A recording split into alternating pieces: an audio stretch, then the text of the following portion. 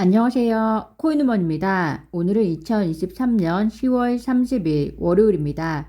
구독과 좋아요, 알림 설정 정중히 부탁드리며 오늘 영상 시작하겠습니다. 이번 주는 고용지표 발표와 그리고 11월 FOMC가 있는 주입니다. 또한 이스라엘이 가자지구 지상 작전을 본격적으로 확대하면서 이란의 전쟁 개입 역시 그 가능성이 증가하고 따라서 세계 정세의 불안감이 높아지고 있는 상황입니다. 이 상황에서 11월 FOMC를 맞이하는 미국은 데이터를 통한 인플레이션의 추가적인 추이 관찰 등을 이유로 11월 금리 인상은 동결이 될 것으로 예상을 하고 있습니다. 실제로 CME 패치에 의하면 금리 동결이 거의 100% 가까운 예상치를 보이고 있고요. 올해의 마지막 통화정책 발표가 될 12월 FOMC에서도 금리 동결이 70% 넘는 예상치를 보이고 있습니다. 이미 금리 인상의 막바지에 온 상황이고 세계 정세가 불안한 상황에서 통화정책에 있어서 매파적 발언은 더 이상 힘을 쓰지 못하지 않을까 생각이 되는데요. 그만큼 금리 인상 완료 가능성에 대해서 시장은 높게 보고 있는 것 같습니다. 특히나 고용지표와는 달리 실물 경제가 이미 빠르게 둔화하고 있다는 시장의 평가가 있기 때문에 FOMC에서는 연준이 데이터의 추가적인 추이 관찰이 필요하다는 것이 이상하지 않을 상황이 되었습니다. 고용지표를 보시면 비농업 고용 지수가 전달에 비해서 크게 낮아진 예상치를 보여주고 있고요.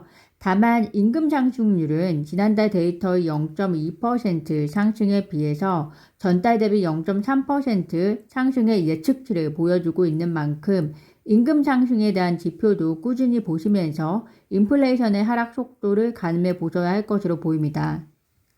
미국의 거시경제 상황과 그리고 세계 정세의 위기 속에서 비트코인의 도미넌스는 상승이 지속될 전망이라는 평가가 있습니다. 현재 비트코인의 도미넌스는 전체 암호화폐 시장에서 약 51%를 차지하고 있는 것으로 보아서 암호화폐 안에서의 도미넌스는 지난주와 비슷한 포션을 차지하고 있는 것으로 보이고요.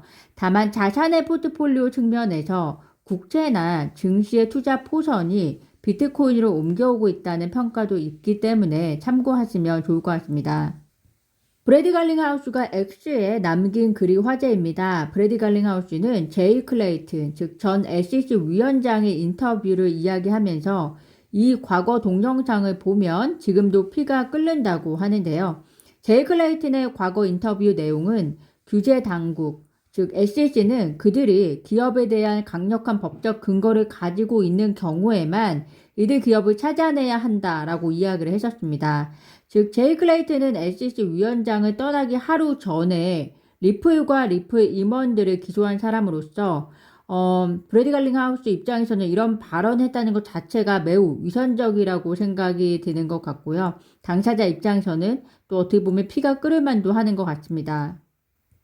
존드튼 변호사 역시 제이 클레이튼이 위원장으로서 SEC 위원들이 만약에 리플에 대한 기소 요청이 있었다고 할지라도 이를 진행시키지 않을 자원과 의사 결정권이 있었음에도 불구하고 기소를 진행했다는 것과 특히 전 SEC 수석 그룬드 패스트가 SEC에게 XRP를 미등록 증권으로 선언하는 소송을 진행하는 것만으로도 투자자 등에게 수십억 달러의 손실을 초래하는 전례 없는 시나리오가 펼칠 것이니 하지 말라고 경고했음에도 불구하고 제이 클레이튼은 기소를 자행을 했습니다. 리플과 SEC 소송에 대해서는 많은 의견들이 있고 또 그 중에서는 리플과 미국 정부가 짜고 진행하는 것이다 라는 의견도 있지만 저는 개인적으로 리플과 SEC 소송의 시작은 제이 클레이튼과 힘먼의 개인적인 그런 부에 대한 욕심에서 시작이 되어서 게리 겐슬러에 와서는 관할권과 정치에 대한 욕심으로 확장된 사건이라고 생각이 됩니다. 또한 이 사건의 규제기관 입장에서도 상당한 자원과 돈을 소요해야만 하는 싸움에도 불구하고 미국 정부가 조용히 보고만 있었던 이유는 결국에는 기득권자들이 본인들 위주의 부를 계속해서 유지하고 싶은 욕망, 그리고 XRP가 세계에서 또 하나의 통화로서 인정받게 되었을 때 달러를 위협할 수 있는 가능성을 일찌감치 제재하고 싶은 욕망이 있었을 것이라고 저는 생각이 들고요. 그래서 이 말도 안 되는 소송이 지금까지 진행해 온 것이라고 생각이 듭니다. 리플 입장에서는 소송에서 포기하면 리플의 미래는 더 이상 없기 때문에 리플 입장에서는 글을 쓰고 2억 달러의 비용을 투자해서 소송에 대항해 왔고 그렇기 때문에 지금 지지부진하지만 어쨌든 리플의 미래는 밝지 않을까 저는 조심스레 추측을 해보는데요. 2억 달러의 소송 비용을 통해서 지키고자 하는 리플의 사업과 펀드멘탈이 그 가치를 충분히 가지고 있을 것이다 라고 생각이 듭니다. 한 분석가에 의하면 CBDC를 지원하기 위한 리플 XRP 레저를 통해서 궁극에는 리플이 $10,000에 도달할 것이라는 이야기를 합니다.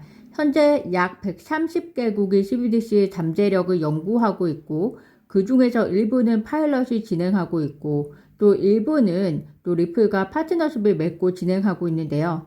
만약에 XRP 레저를 통한 기술이 CBDC 프로젝트를 통합하게 되면 $10의 가격으로는 각국의 통화를 연결하기에는 턱없이 부족하고 $10,000는 되어야 할 것이다 라고 이야기를 하고 있습니다. 전 세계 통합된 플랫폼에 XRP 레저가 단독으로 운용되기에는 사실상 쉽지는 않겠지만 송금 결제 수단으로서 특화된 XRP 레저만큼 그 기술력은 다른 블록체인보다 확실히 차별화가 될 것이라고 생각이 됩니다.